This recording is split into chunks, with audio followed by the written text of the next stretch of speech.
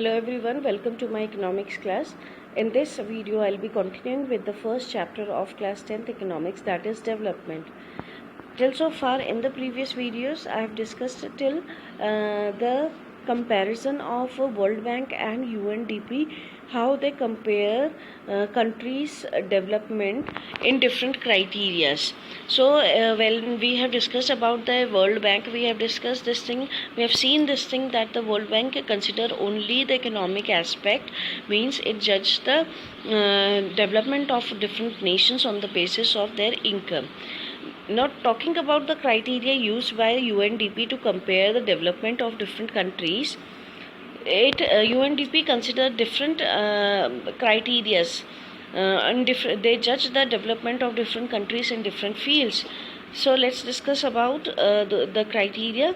The first one is per capita income. I have already explained what is per capita income. So if you have not watched my previous videos, please watch those videos. You will come to know about the per capita income. Next is life expectancy rate. Life expectancy rate means number of years a person is expected to live. This can only be possible. The life expectancy rate is good in those nations where the due attention is paid to health services and other facilities like providing hygienic and proper sanitational facilities is available to the people, right? So when such things are taken care, then we can say that the citizens of those nations do have a good life expectancy rate, means they live for longer, and on this criteria UNDP compares the nation.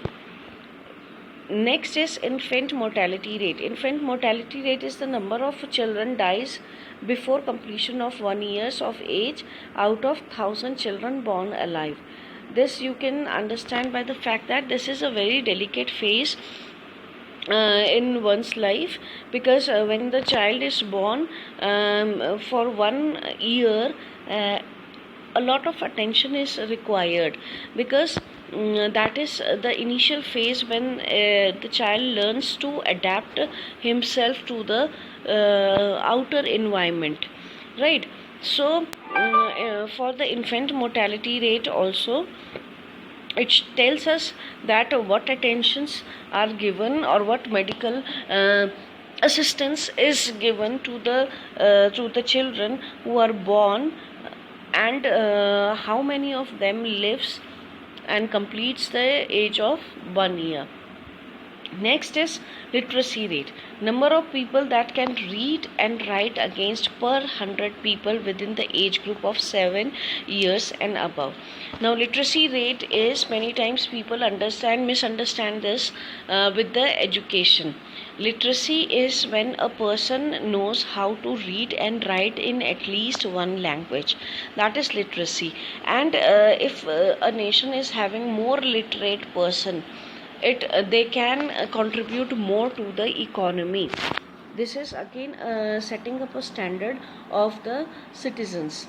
So for that sake, the development of different nations can be judged in this field by comparing the literacy rate of the citizens of different nations. Next is net attendance ratio. Net attendance ratio is number of children attending school against per 100 children within the age group of 14 and 15 years. It is very essential that children who have taken admissions in the educational institution, they should complete at least their basic education, that is until they turn up to 14 or 15 years. That is considered the standard basic education, and it is again seen as a criteria to judge the development, means more and more number of children should attend the school, and the nation should have a good net attendance ratio. Next is gross enrollment ratio. Percentage of children age group of 6 to 10 years attending school means it is not just enrolling or taking admission, but it is also essential that the children should attend the school, right? So if they are attending the school, it ensures that they are studying also. It ensures that they become literate. So all these factors are interrelated. So gross enrollment ratio tells us the percentage of children per year of 6 to 10 years who attends the school. So by judging that also, we can say that if more and more children are enrolling, then it is a good indicator of development. Next is body mass index. This is very important from exam point of view. It is an index that expresses the nutritional status of a person. By body mass index, we can judge whether the person is nourished or undernourished or overnourished.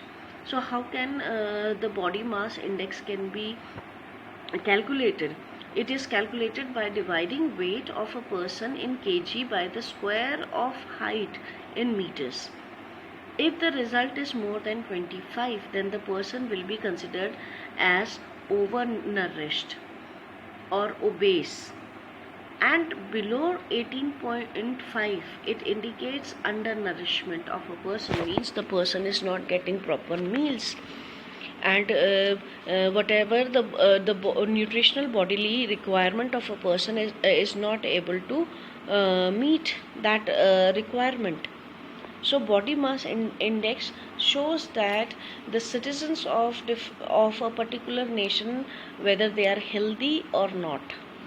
Again, this is a very good criteria to judge the development of the citizens of different nation health wise.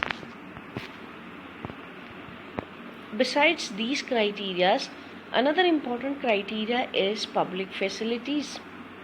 The facilities that are arranged by a group of people or by the government and enjoyed by a large group of people collectively are called the public facilities. For example, hospitals, roads, schools, railways, etc. These are the public facilities which is available to all citizens. Now, role of the public facility in development. Why do we require public facilities?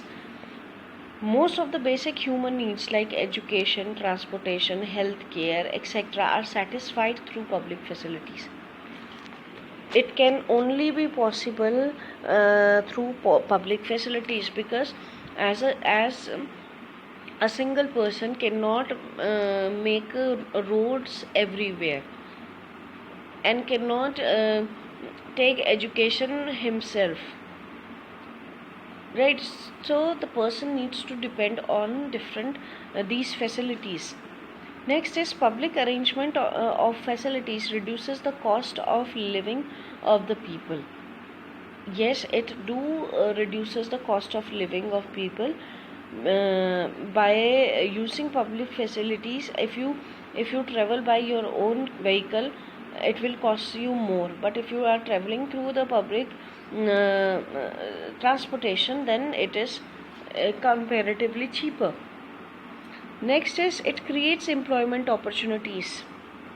If somewhere the railway line construction is going on, or roads are constructed, then it provides employment opportunities, whether it is education, health field, transportation, means these departments provides employment opportunities to large number of people, and provides infrastructures like bank, transport, safety, security. It considers these factors. Next is it helps in reducing the gap between rich and poor. By generating more employment, it reduces the gap between rich and poor. Next, it helps in conservation of resources also. Instead of using resources individually, which is many time leads to over exploitation of resources. If we are using the public facilities, if we are using the public services, then we can definitely conserve our resources. Now the last topic, an important topic of this chapter, is sustainable development. Now, sustainable development refers to the development that takes place at present, with giving due attention to conserve resources for future use and protection of environment from pollution or degradation. Whatever the steps we are taking today and how we are using the resources today will going to affect our near future.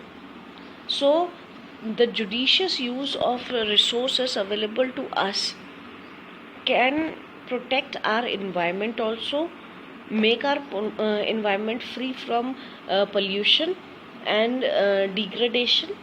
And by judicious use of resources, we can conserve these resources for the future use. Next is need of sustainability in development. Why do we need this kind of sustainability in the development? First of all, to conserve valuable resources like crude oil, petroleum, all these things which are very limited on earth. If we are not using these resources judiciously, then there are chances that these resources become exhausted or extinct. Next is to save environment from degradation and pollution. By avoiding over exploitation of resources, we can save the environment. Next is industrial growth is harming many flora and fauna. So to restrict such industrial activities, it is very important to keep an eye on the misuse of the industrial plants. Means how they are misusing the resources, how they are polluting the environment. That need to be checked time to time, and severe action needs to be taken against them. Next is human activities also affects the lifestyle of mankind. Like we are frequently using the mobile phones for a long period, and the radiations from the mobile phones are actually affecting our health, our environment.